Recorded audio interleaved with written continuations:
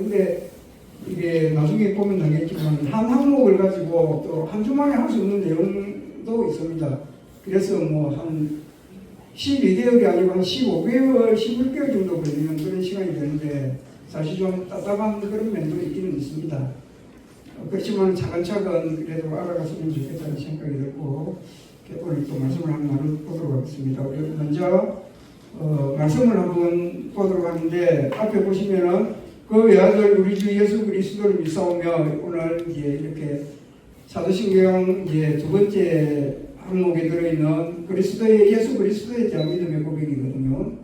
그래서 이제 오늘 본문으로 채택이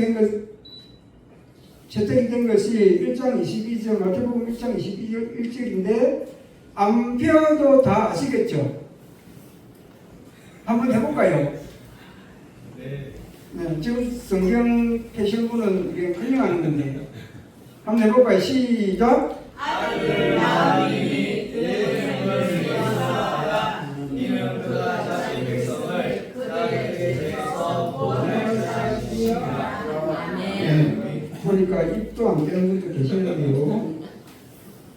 아들을 낳으니 이름을 예수라 하라. 이는 그가 자기 백성을 그들의 죄에서 구원할 자신이라 하니라.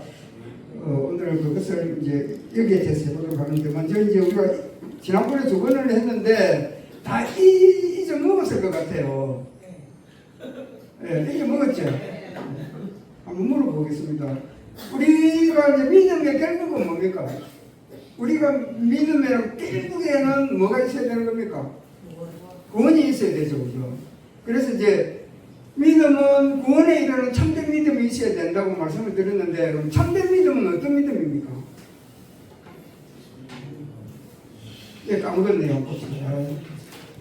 자, 구원에 이르는 참된 믿음은 지식과 신뢰로 두 개가 같이 있어야 된다고 했거든요. 그러니까 하나님의 말씀을 확실하게 알아야, 바르게 알아야 되는 것이고 그걸 알고 지식으로 끝나는 것이 아니고 그 지식을 신뢰를 해야 된다는 거죠. 그러니까 지식이 하나님에 관한 신뢰이기 때문에 우리가 참된 믿음이라는 것은 하나님을 알고 신뢰를 해야 된다는 겁니다. 아는 것에서 끝날 수도 아니고 굳건하게 하나님을 붙잡아야 된다는 그런 이야기입니다. 그래서 구원 얻는 믿음은 모든 교회가 다 같습니다. 뭐 우리 교회만 이렇고 다른 교회는 다르지 않습니다. 구원 얻는 믿음은 보편적인 믿음이고 이 믿음은 국가나 인종이나 지역과 문화, 시대에 따라서 다르지 않습니다. 그러니까 예수님 당시에 뭐 에베소 교회라든지 우리가 성경에 놓은 여러 교회들이 믿었던 그 믿음이 오늘 우리가 믿는 믿음이어야 되는 겁니다. 왜냐하면 믿음은 구원을 주는 것이기 때문에 그렇습니다. 그래서 이제 이렇게 우리가 사도신경으로 믿음을 고백하는데 사도신경은 삼위 하나님에 대한 고백이라고 했습니다. 우리를 창조하신 성부 하나님, 우리를 구원하신 성자 하나님, 우리를 성하게 이끄시는 성령 하나님에 대한 믿음의 고백이 사도신경이라고 했습니다. 그래서 이 사도신경은 우리가 새신자고 자녀를 가르치기에 좋고 이교와 이단을 방지하는 강력한 방패가 되고 거룩한 삶을 실천할 수 있다고 했습니다. 그래서 더 여기서 이제 다 중요하지만 특별히 오늘날 이 사도신경이 강조되어야 하는 이유는 이교와 이단을 방지하는 겁니다. 그래서 정통교회, 바른교회는 사도신경을 고백하는 일에 주저함이 없습니다. 그렇지만 우리가 아는 이단이나 사입이나 이런 교회들은 목사님도 설교 시간에 말씀하셨지만 교회라는 이름을 달고는 있지만 그것은 정통교회도 아니고 바른교회도 아니거든요. 이런 교회들은 사도신경을 절대 고백할 수가 없습니다. 그러니까 사도신경을 고백하지 않는 교회는 바른교회라고 할 수가 없습니다. 오늘은 우리가 본문에 읽어보셨던 것처럼 이제 예수님에 대한 신앙 고백을 우리가 공부하도록 하겠습니다. 이점 넘어가면 안 되는데 한 개만 더 하고 가겠습니다. 두 번째로 한 게 우리 성부 하나님에 대한 고백이었지 않습니까? 그죠? 성부 하나님을 고백할 때 우리는 어떤 내용으로 성부 하나님에 대해서 고백을 한다고 배웠습니까? 자, 한번 해볼까요? 제일 사도신경의 첫 문장입니다. 전능하사 천지를 만드신 하나님 아버지를 내가 믿사오며. 그러니까 우리가 내가 믿는 하나님은 전능하신 하나님이다. 내가 믿는 하나님은 창조주 하나님이시다. 내가 믿는 하나님은 우리 아버지 하나님이시다는 것을 믿는 것이라는 겁니다. 그러면 전능하시기 때문에 하나님은 천지를 창조하시고 천지와 그 가운데 있는 모든 것을 창조하셨을 뿐만 아니라 지금도 작정과 섭리로서 그것을 다스리고 계신다는 것이고, 그것보다도 또 중요한 것은 이 하나님이 그리스도 때문에 우리의 아버지가 되신다는 겁니다. 내 아버지가 되신다는 것이죠. 그래서 우리의 몸과 영혼에 필요한 모든 것을 다 주시는 뿐만 아니고 우리에게 있는 어떤 악이라도 다 합력하여서 선을 이루게 하시는 하나님이시라는 겁니다. 왜 이렇게 하시느냐면 말씀드렸죠. 전능하신 하나님이기 때문에 그렇다는 겁니다. 즉 우리 아버지를 예를 들어서 말씀드렸잖아요. 아버지시라도 육신의 아버지의 능력이 안 되니까 해줄 수가 없잖아요. 마음은 자식에게 많이 해줄 수 있지만은 능력이 안 되지 부족하니까 다 못 해주지만은 하나님은 전능하신 하나님이기 때문에 다 하실 수 있으니까 우리에게 다 주신다는 것이고, 또 그렇게 하시는 이유는 무엇이냐면 아버지시기 때문에 기꺼이 우리에게 다 주신다는 겁니다. 부모님 마음이잖아요. 그죠? 정말 내 입에 들어가는 것은 안 들어가도 자식한테는 주는 게 부모님 마음이잖아요. 그렇지만 하나님도 아버지시기 때문에 기꺼이 우리에게 주신다는 겁니다. 그래서 오늘부터는 이제 한 3시간, 4시간에 한 4달 동안 예수님에 대해서 한번 알아볼 것입니다. 예수님은 이제 우리가 누구시냐? 우리가 본문을 읽었던 것처럼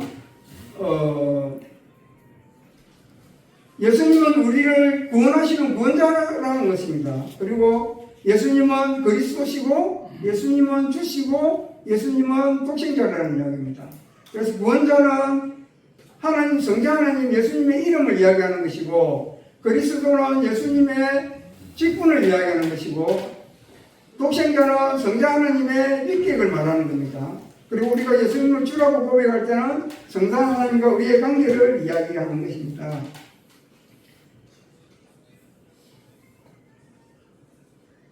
그래서 예수님은 누구신가 할 때에 오늘 아까 이야기했던 것처럼 오늘 첫 시간에는 예수님이 우리의 구원자 되신다.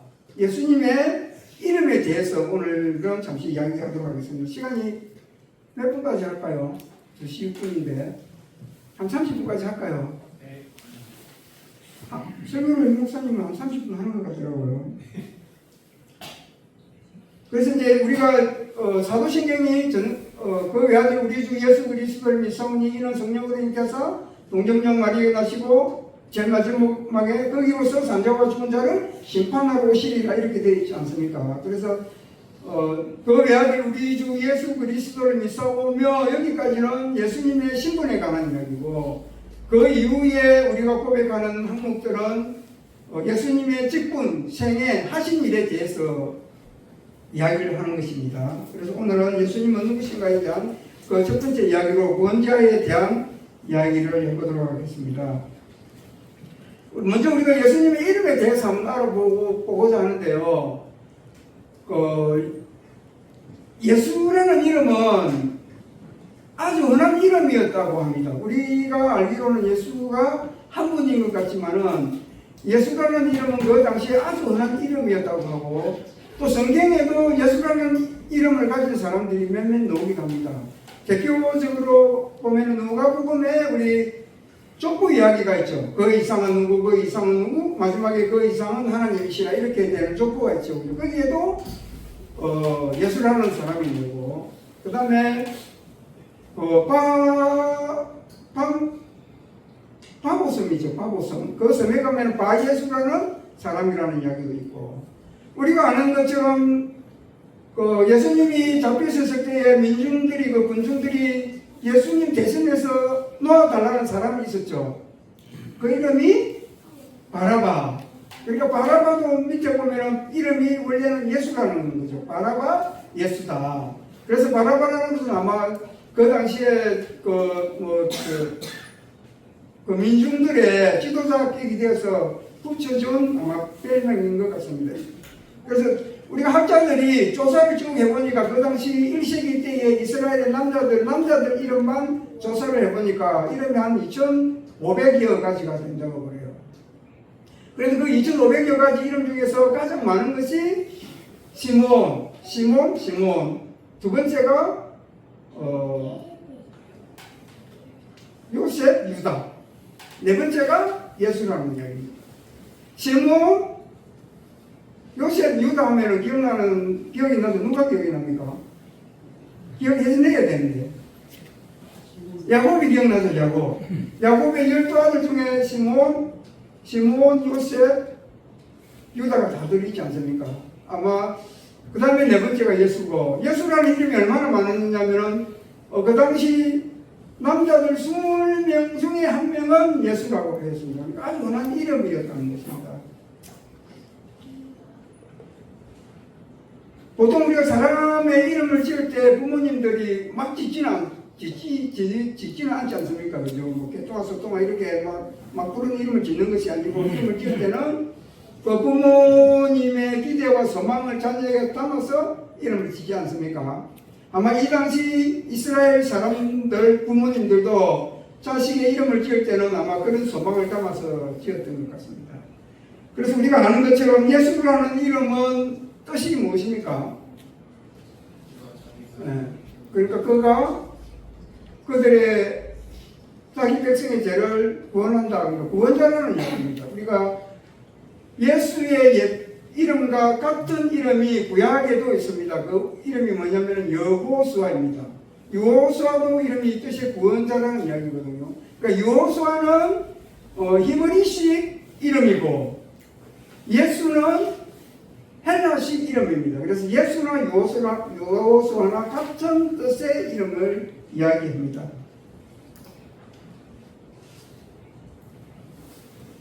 예수는 육신을 취하신 성자 하나님의 이름이 예수입니다. 그 당시에 부모들이 지어준 성자 하나님의 이름 예수는 많이 있었지만은 그런데 분명히 우리가 차이와 구분을 있다는 것을 알아야 됩니다. 당시에 모든 사람들은 부모님들은 예수라는 이름을 지어줄 때는 자기 마음대로 지은 겁니다. 그죠? 자기가 임대로 자녀에게 자기의 소망과 기대를 담아서 지어준 이름이지만은 우리가 아는 것처럼 예수라는 이름은 부모인 요셉과 마리아가 자기의 임의대로 지은 이름이 아니고 누가 지어준 이름입니까? 하나님이 지어준 이름입니다. 그래서 하나님은 천사를 통해서 마리아와 요셉에게 똑같이 그 아들의 이름을 예수로 지으라고 이렇게 이야기하는 것이죠. 누가복음 1장 31절에 이건 천사가 마리아에게 하는 이야기입니다. 보라, 내가 잉태하여 아들을 낳으니 그 이름을 예수라 하라. 그리고 천사가 요셉에게 또 이야기하는 겁니다. 다윗의 자손 요셉아, 내 안에 마리아 데려오기를 무서워하지 말라. 그에게 잉태된 자는 성령으로 인기 아니고 잉입니다. 잉태된 것이라 아들을 낳으니 이름을 예수라 하라. 다 기억나시죠? 이렇듯 우리가 아는 우리를 구원하고 오신 구원자 예수의 이름은 사람의 임의로 부모의 마음으로 묵은 대로 지은 이름이 아니고 하나님이 주신 이름이라는 것입니다.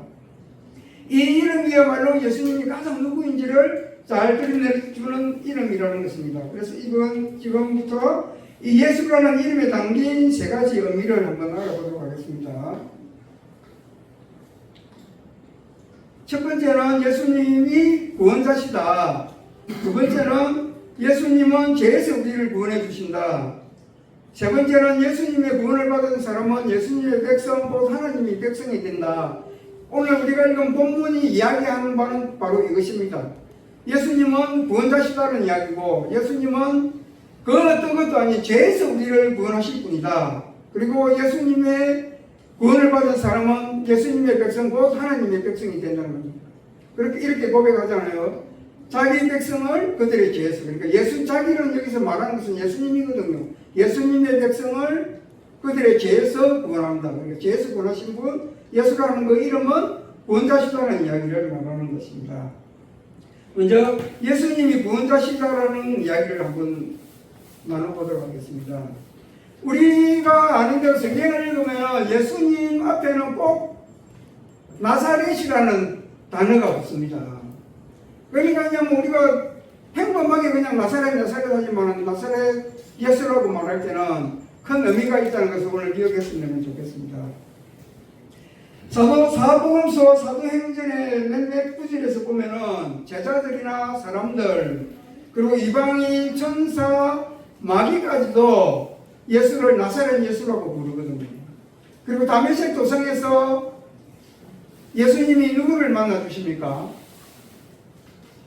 사울을 만나 주시죠. 그죠? 나중에 이제 바울이라는 이름으로 사도직을 감당을 하지만은 이때 예수님도 자신을 바울에게 소개할 때에 나사렛 예수라고 이야기합니다. 처음 하셨습니까? 사도행전을 읽으니까 그런 말입니다. 한번 볼까요? 시간은 가도 꺼내봅시다. 이에 다시 누구를 찾느냐 물으신데 그들이 말하되 나사렛 예수라 하거늘. 요한복음 18장 7절에 나오는 그 성구인데 이건 어떤 거냐면은 예수님이 이제 잡히시던 밤에 금과 뭉치를 든 대제사장들과 그런 장로들의 종들, 그 하수인들이 와서 잡아가려고 할 때에 이제 말씀하시는 겁니다. 그래서 누구를 찾느냐 예수님이 물으시니까 그 이방 그 사람들이 나사렛 예수라고 말을 했다는 거고, 마태복음 26장 71절에는 나무까지 나아가니 다른 유종이 그를 보고 거기 있는 사람들에게 말하되 이 사람은 나사렛 예수와 함께 있었다. 아시겠죠? 베드로가 예수님은 잡혀가고 베드로는 종들과 함께 그 마당에 모여있고 불을 쬐을 때에 거기 있는 유종이 베드로를 보고 나사렛 예수와 함께 있었다. 이 여자도 예수님을 말할 때는 나사렛 예수라고 말합니다. 요한복음 1장 45절에는 빌립이 나다나엘을 이제 초청하는 장면이 나오는데, 이때 빌립이 나다나엘에게 예수님을 소개할 때에도 예수님을 나사렛 예수라고 부르고 있습니다. 우리가 잘 아는 대로 베드로가 오순절을 지나고 나서 성전에 들어갈 때에 안전뱅이로 구걸하는 사람에게 말하는 장면이 나오죠. 응가 그러면 내게 없거니와 내게 있는 이것을 내게 주노니 나사렛 예수 그리스도 이름으로 그러라 하고, 그때 베드로도 선포할 때에 예수를 나사렛 예수라고 선포하는 걸 볼 수가 있습니다. 이러시되 무슨 일이냐 이르되 나사렛 예수에 이르니 그는 하나님과 그의 모든 백성 앞에서 말과 일에 능하신 선지자이거늘. 누가복음 24장 19절에 나오는 말씀인데 이 상황을 이해하시겠죠? 예수님은 돌아가셨고 제자들은 낙심하여서 이제 자기 고향으로 두 사람이 돌아가고 있었단 말이죠. 그죠? 그때 예수님이 나타나서 그 사람들 다시 예루살렘으로 향하게 하고 그런 장면에서 나오는 대화이거든요. 어디를 갔느냐 하는데 그 두 사람이 이야기하는 것이 예수님 보고 이렇게 말씀하시는 것이죠. 나사렛 예수의 이르니 그는 하나님과 그 모든 백성 앞에서 말과 일에 능하신 선지자인데 죽었다. 요 어찌된지도 모르겠다 이런 의미죠. 이럴 때 제자들도 예수님을 나사렛 예수라고 고백을 하고 있습니다. 마가복음 1장 24절에는 다 읽으셨죠? 이게 누가 한 말인지는 알겠죠? 어떤 상황인지. 그러니까 귀신에 사로잡혀 있던 사람이 예수님이 오시니까 이렇게 말하는 거죠. 그러니까 이건 어떻게 하는 겁니까? 귀신도 예수는 나사렛 예수라는 것을 이야기한다는 겁니다. 빌라도로 배를 서서 십자가 위에 붙이니 나사렛 예수 유대인의 왕이라 잘 아시겠죠? 그죠? 그러니까 빌라도라는 이방인도 예수를 나사렛 예수로 부르고 있다는 것입니다. 마가복음 16장 6절에는 청년이 이르되 놀라지 말라 너희가 십자가에 못 박히신 나사렛 예수를 찾는구나. 이 장면이 이해되시죠? 여기서 청년은 누굽니까? 천사죠, 천사. 이번 천사가 우리 아줌마들이 마리아와 예루살렘의 마리아가 무덤으로 달려가서 보니까 청년이 한 사람이 하나 있는데 천사죠. 이 천사가 이제 예수님이 이미 부활하셨다는 소식을 전하고 있지 않습니까? 이때 천사도 예수를 나사렛 예수라고 고백을 하고 선포하고 있다는 것입니다. 사도행전 2장 22절에도 보면은 이제 베드로가 오순절 성령 강림 때 성령의 충만함을 받고 이제 예수 그리스도를 많은 사람들 앞에 선포할 때도 베드로도 예수를 나사렛 예수라고 고백을 하고 있습니다. 사도행전 22장 8절도 아까 제가 말씀드린 것처럼 사도 바울이 이제 예루살렘에 올라가죠. 그래서 많은 사람들이 예루살렘에 올라가면 사도 바울은 잡혀가지고 큰 곤욕을 치르니까 올라가지 말라고 하는데도 예루살렘으로 올라가게 되죠. 그리고 거기서 붙잡히게 되고 오래 갇히게 됩니다. 이때 많은 사람들 앞에서 설교를 하게 되는데 이 설교할 때에 바울이 한 이야기입니다. 예수님을 내가 길에서만 다메섹에서 만났는데 그때 예수님이 사도 바울에게 말할 때 나사렛 예수로 하시더라. 그래서 예수님도 자신을 바울에게 말할 때 나사렛 예수라고 이야기했다는 것입니다. 그래서 우리가 마태복음 2장 23절에 보면은 이런 이야기가 나옵니다. 나사렛이라는 동네에 가서 사시니 이는 선지자로 하신 말씀에 나사렛 사람이라 정하리라 하심을 이루려 하심이라.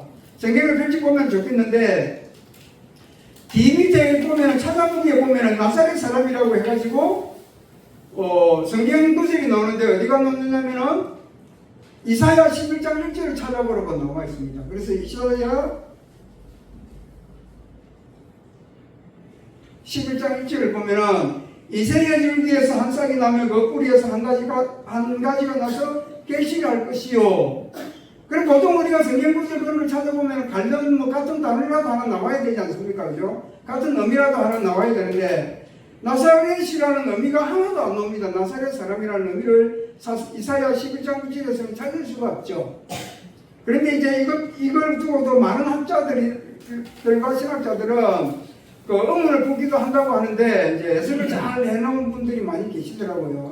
그래서 싹이나 뿌리는 히브리어로 네체르라고 한다고 합니다.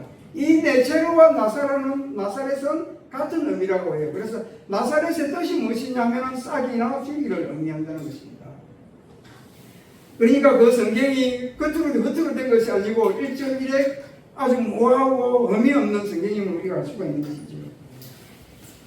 그래서 나사렛이라는 이야기는 두 가지의 뜻이 있습니다. 간단하겠습니다. 첫 번째는 출신지를 이야기할 때 나사렛을 씁니다. 우리가 예수님의 12제자 중에도 같은 이름을 가진 사람이 두 사람이 있습니다. 시몬이라는 사람이 두 사람이 있죠. 시몬 베드로라는 분이 한 분이 있고 가나나인이라고 하는 시몬도 있습니다. 그래서 가나나인 시몬 할 때는 이 시몬은 어떤 시몬이냐? 가나나에서 온 사람이다. 그리고 우리가 예수님을 배반한 사람의 이름이 무엇입니까? 모릅니까? 김성수가 배반했습니까? 예수님을 배반한 제자 가룟 유다 아닙니까? 그래서 여기서 가룟이 유다가 태어난 출신지을 말하는 거거든요. 그래서 나사렛 예수 하면은 예수님은 나사렛 동네에 살던 예수다. 그 당시에 그 수많은 예수들 중에서 나사렛에서 온 예수라는 것을 이야기하는 것이고, 그리고 우리가 금방 이사야 11장 1절에 읽었듯이 이 나사렛의 또 다른 의미, 출신지역보다도 더 의미를 가져야 되고 알아야 될 의미는 뭐냐면은 이 나사렛이 예수님이 우리를 어떻게 구원하실지 성경을 말해준다는 것입니다. 우리가 아는 것처럼 구약의 여러 가지 예수를 보면은 예수님은 어디로부터 온다고 했습니까? 어떻게 온다고 했습니까? 무엇으로 온다고 했습니까? 누구의 우선으로 온다고 했습니까? 다윗의 우선으로 온다고 했습니다. 그럼 다윗은 누굽니까? 이세야 같습니다. 이건 목사님의 지식으로 대답을 해주시면 성도들이 헷갈려합니다. 다윗이 누굽니까? 왕이잖아요, 왕, 그죠? 그러니까 많은 사람들은 이스라엘을 구원할 메시아는 왕의 모습을 오리라고 생각을 했던 거죠. 그래서 우리 요한복음 1장 45절에 보면 빌립과 나다노엘의 그 대화 중에 마지막에 어떤 거냐면은 내가 메시아를 만났는데 그 사람이 나사렛 예수다. 그러니까 나다노엘이 어떻게 대답을 합니까? 나사렛에서 무슨 선한 것이 날 수 있느냐? 그럴 수 없다는 거죠. 그러니까 나사렛이라는 그 종구 속에서 우리를 구원할 메시아는 절대로 태어날 수가 없다. 나올 수가 없다. 우리가 기다리는 메시아는 적어도 다윗의 후손으로서 다윗과 같은 왕의 모습으로 와야 우리의 메시아가 되는 것이다, 이렇게 생각을 하고 있었다는 겁니다. 그러나 하나님이 보내신 구원자, 우리를 죄에서 구원하시고 우리를 하나님 백성 되게 하시는 예수님은 어떤 모습으로 나사렛이라는 족구석, 아무도 인정해 주지 않는 그곳에서 가장 미천하고 가장 나약하고 가장 연약하고 보품 없고 아무도 업무할 것이 없는 그런 모습으로 우리에게 오신다는 것이죠. 그런 의미가 더 강하다는 이야기입니다. 기억하셨죠? 넘어가겠습니다. 성부 하나님은 정리를 해가도록 하겠습니다. 예수님 외에 다른 구원자를 보내신 적이 없습니다. 다른 이로서는 구원을 받을 수 없나니 천하 사람 중에 구원을 받을 만한 이름을 우리에게 주신 일이 없음이라 하였더라. 사도행전 4장 12절 말씀. 아멘. 세상에 수많은 예수라는 이름이 있지만 우리를 구원하실 수 있는 유일한 이름은 하나님이 보내신 그 구원의 이름 오직 나사렛 예수입니다. 예수님 외에 아무에게서도 구원을 받을 수가 없고, 그래서 우리가 의지하여서 구원을 얻어야 할 이름은 하늘 아래 단 한 분, 예수 그리스도밖에 없습니다. 예수님은 우리를 죄에서 우리를 구원해 주시는데 사람들은 질병이나 여러 가지에서 구원을 받기를 원합니다. 질병, 폭력, 억압, 마음에 찾아오는 불안들, 가난, 빈곤 이런 데서 구원을 얻기를 바라지만 예수님은 물론 우리가 그런 것에서도 구원을 받아야 되지만 예수님이 우리에게 가장 주고 싶은 것은 무엇이냐면 죄에서 우리를 구원하시는 것입니다. 어떤 빈곤이나 어떤 마음의 불안이나 질병이나 다른 어떤 문제들보다도 우리에게 가장 심각한 문제는 우리가 죄인이라는 것이거든요. 그런데 우리는 죄의 문제를 절대 해결할 수 없습니다. 아멘? 그러니까 오직 예수님만이 그 죄의 문제를 해결해 줄 수가 있다는 것이고, 예수님은 그런 우리의 죄를 구원하기 위해서 이 땅에 오셨다는 것입니다. 예수님은 우리를 죄와 죽음과 지옥과 사탄의 권세에서 우리를 구원해 주시고 죄의 문제를 근본적으로 해결해 줄 수 있는 유일한 분은 오직 한 분밖에 없습니다. 그 이름이 바로 예수님이십니다. 그리고 세 번째, 예수님의 구원을 받은 사람은 하나님의 백성이 된다고 했습니다. 예수님의 백성이 된다고 했습니다. 누구든지 어떤 상황에 있든지 빈부격차를 다 떠나고 어느 민족, 어느 나라, 어느 인종을 다 떠나서 누구든지 예수님을 믿어야만이 예수의 백성이 됩니다. 하나님의 백성이 됩니다. 우리는 예수님의 이름을 부를 때에 예수는 구원이라는 것을 꼭 기억해야 됩니다. 구원은 내 노력이나 다른 사람의 도움이 아니라 오직 예수를 통해 이루어지는 것을 우리는 한순간도 잊어서는 안 됩니다. 예수님 외에 어느 곳에서도 진정한 구원은 없습니다. 예수님을 아무리 자랑하고 다니고 예수님을 사랑한다고 막 말을 하고 온 천하를 돌아다니고 그리고 예수님의 대한 열정을 품고 여러 가지 일로 봉사하고 예수님을 섬길지라도 예수님 외에 다른 어떤 대상을 추가로 신뢰를 한다면 그 사람은 예수님을 나의 구원자라고 고백은 하지만은 입술로는 고백할 수 있지만은 행위로는 부인하는 것과 마찬가지입니다. 옛날에 이스라엘이 우리 호시아를 목사님이 계속 설교를 하고 있지만 그 당시에 이스라엘 사람들도 하나님을 안 믿고 하나님을 저 멀리 버려두고 우상들만 뭐 바알과 아세라만 섬긴 것이 아니고 하나님도 하나님대로 믿고 바알과 아세라도 섬겼다는 것이거든요. 그러니까 오늘 뭐 이야기가 뭐냐면은 예수 외에 어떤 다른 것도 같이 믿고 신뢰를 했다는 겁니다. 그런 사람들 참 많이 있지 않습니까? 예수를 믿는다는 것이 무슨 뜻일까요? 다른 여러 가지 의미가 있을 수 있겠지만 예수를 믿는다는 것은 예수님이 적어도 나의 구원자라는 것을 믿는 것입니다. 아멘? 네. 그러니까 예수님을 우리가 믿는다는 것은 예수님만이 유일하고 완전한 구원자이심을 믿는다는 것입니다. 그러니까 가톨릭 같은 경우에는 어떻습니까? 뭐 성인이라든지 교황이라든지 마리아라든지 이런 분들을 통해서도 구원이 있고 있다고 생각하지 않습니까? 그래서 그분들의 이름으로 기도를 드리는 거죠. 우리는 그렇지는 않죠. 우리 여기 있는 모든 성도님들은 적어도 그건 아니잖아요. 그죠? 그런데 생각해 보면은 성인이나 뭐 마리아나 교황이나 목사는 아닐지라도 마음속에 자신만의 뭐가 있습니까? 예수님보다 더 중요하게 생각하는 게 있을 수 있다는 것이죠. 진짜인가 아닌가 제가 설명해 드릴까요?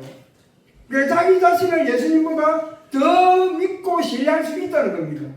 그래서 자기 경험이나 지식이나 학식이나 그런 거 아니면 자기 뭐 아주 강력한 인맥이라든지 내가 누구를 알고 있다, 내가 누구를 알고 있다.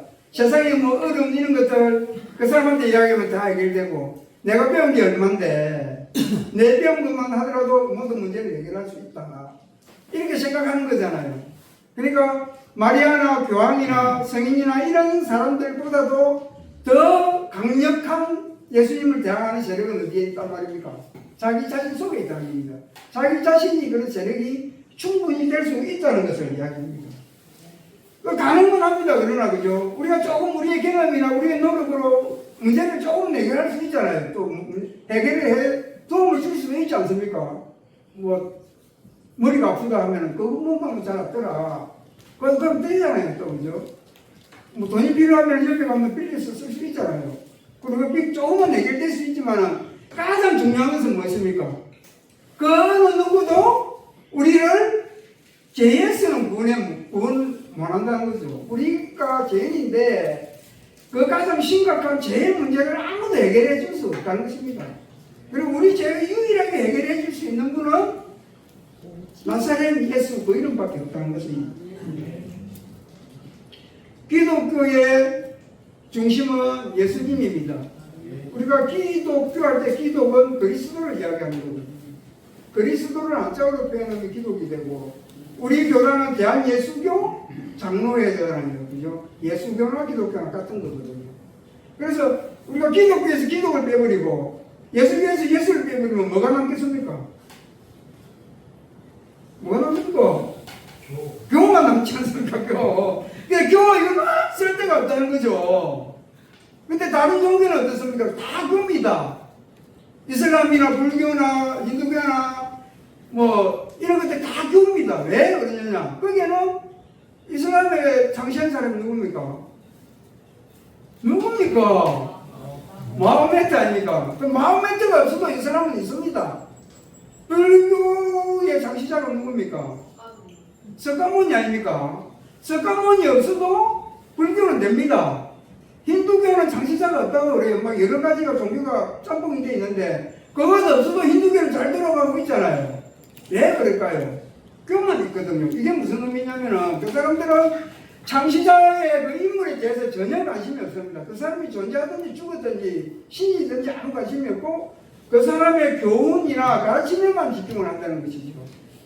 그래서 기독교도 기독교를 교로 믿는 사람들은 있습니다. 철학자라든지 뭐 학자라든지 신학자 중에도 자유주의 신학자들 중에도 그런 사람들이 있다고 해요.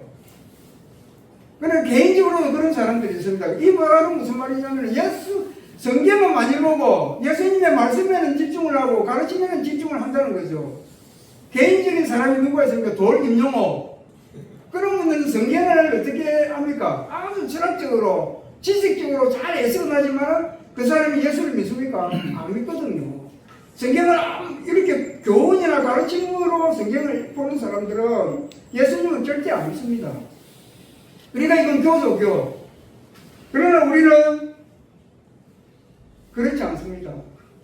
아이고, 시간이 많이 갔는데요. 이런 노력으로 하는 것이지 않습니까? 그 사람들은. 그러니까 어떤 그 가르침이나 교훈을 통해서 자기가 열심히 노력하고 막 수양을 하고 돌을 닦으면은 구원이 있을 것이다. 내 죄의 문제를 해결할 것이라고 하지만은 우리가 아는 것처럼 이건 뭡니까? 다 틀린 겁니다. 길이 아니고 진리도 아니고 방법도 아닙니다. 우리가 아는 것처럼 오직 길과 진리고 생명 되시는 분은 예수님밖에 없습니다. 우리는 복 받기를 원합니다. 새해가 되면 인사 그렇게 하지 않으면 새해 복 많이 받으세요. 우리는 교회를 다니니까 이렇게 뭐 간단하게 하지만은 그 교회 안 다니는 분들은 잘 알잖아요. 시험 되면 어떻게 합니까? 교회 안 다니는 분들은 무당이나 점집에 가서 점치거나 뭐 구슬하거나 보통 점치러 가잖아요. 안 그러면은 토성 비결 책을 사가지고 뭐 한 1년에 원체를 한 3을 보거든. 예수 안 믿는 사람들은 그러니까 저도 어릴 때는 교회를 안 다니는데 우리 아버지가 항상 새해 토성 비결을 사더라고요. 그래서 뭐 사주입니까 팔자입니까 그걸 가지고 이렇게 풀어가지고 그 항목을 찾아보고 올해 한 해 신수가 어떨는지 이렇게 점을 쳐보기도 하더라고요. 그러니까 이 말은 무엇이냐면은 모든 사람은 복 받기를 원한다는 이야기입니다. 복이 있었으면 좋겠다는 이야기겠죠. 우리 어릴 때 이제 조금만 있으면 이제 설이 다가오고 설 지나면은 정월 대보름이 있지 않습니까? 어릴 때 우리 정월 대보름의 풍습에 인사말이 있었습니다. 아침 일찍 일어나가지고 밥을 먹기 전에 상대방에게 어떻게 인사를 하느냐면은 재밌습니다. 니고 내주고 내 더위 니 가져라. 한번 들어본 적 있습니까? 맞죠? 그러니까 옛날에는 선풍기도 없고 에어컨도 없는 시절에는 여름철에 제일 지내기가 힘든 계절이 여름이었다는 거죠. 더위. 그러니까 이 지긋지긋한 더위는 네가 정하고 니한테 있는 복은 나한테 달라. 이렇게 복에 관해서 인사를 했다는 것이죠. 그만큼 무슨 이야기입니까? 복 받기를 간절히 원했다는 것을 알 수가 있습니다. 인생 최고의 복은 예수님입니다. 네. 그래서 초정백이라든지 이런 걸 보면은 뭐 점을 치면 어떻게 그런 말이 나옵니다. 북쪽에서 귀인이 오고 그 귀인을 만나가지고 문제가 해결된다. 그런데 우리는 누가 찾아오셨습니까? 예수님이 찾아오셨습니다. 우리가 얻은 구원은 우리의 노력이나 우리의 공로로 얻은 것이 결코 아닙니다. 우리가 예수님을 꾸준히 찾고 밤낮으로 찾아서 만난 분이 예수님이 절대 아닙니다. 기억해야 됩니다. 이걸 잘못 이해하면 내가 간절히 원하고 원해서 예수님을 만났다고 고백하면 이건 교가 됩니다. 예수교가 안 됩니다. 중요한 건 무엇이냐면 예수님이 우리에게 찾아오신 겁니다. 아멘. 진짜입니다. 그러니까 그게 은혜가 되는 것이지요. 만일인데 제가 찾아가서 예수님을 만났다면 그 은혜 아니고 공로죠. 근데 예수님은 우리에게 찾아오셔서 우리를 만나주시고 우리 죄를 용서하시고 우리를 구원해 주신 것입니다. 아멘. 예수님만이 우리의 유일한 구원이 됩니다. 그리고 완전한 구원이 됩니다. 우리가 보잖아요. 베드로가 그 문제만도 베드로가 새 사람이 됩니다. 예수님을 믿는 사람들을 잡아 죽이려고 날뛰던 사람이 사도 바울입니다. 맞죠? 그 성경에 보면 여러 사람들이 나옵니다. 병든 사람, 귀신 들린 사람, 눈먼 사람, 중독병자 그 사람들이 예수님을 만나면 다 고침을 받습니다. 우리가 여러 가지 이야기를 많이 듣지 않습니까? 깡패가 변해서 새 사람이 되었다더라, 목사가 되었다더라, 살인자가 회개하고 예수님을 만나고 선교사가 되었다더라 이런 이야기 많이 듣죠. 그런데 우리도 우리 자신을 살펴보면 별 다를 바가 없지 않습니까? 죄와 허물로 죽었던 우리들이고 예수님을 만나지 않았다면 예수님이 우리를 만나 주시지 않았다면 여전히 그 죄와 허물 속에서 허석되고 발버둥 치고 죄짓고 살아갈 인생들이지 않습니까? 그런데 예수님이 찾아오셔서 우리를 구원해 주셨습니다. 누구든지 예수님을 만나면 변화됩니다. 누구든지 예수님을 만나면 새 사람이 됩니다. 그 사람이 어느 곳에 있든지 어떤 환경에 있든지 예수님만 만나면 변화되고 구원을 얻게 됩니다. 아멘. 그래서 예수님만이 완전한 구원이라는 겁니다. 예수님은 사람을 구원하시는데 죄인을 구원하시는데 부족한 게 한 개도 없습니다. 전혀 유일하고 완전한 구원자가 되십니다. 할렐루야. 예수님에 대한 올바른 믿음을 가지고 우리는 오직 예수 그리스도 안에서 진정한 복과 구원을 찾아야만 됩니다. 예수님만이 우리의 유일하고 완전한 구원자입니다. 또한 우리의 삶과 죽음에서 유일한 위로자가 예수님이십니다. 아멘. 우리 매일매일의 삶 가운데서 예수님만 만나는 우리 모든 성도님들이 되기를 원하고, 예수님 안에 있는 그 복과 구원과 위로를 마음껏 받은 우리 성도님들 되기를 간절히 기도하고 있습니다.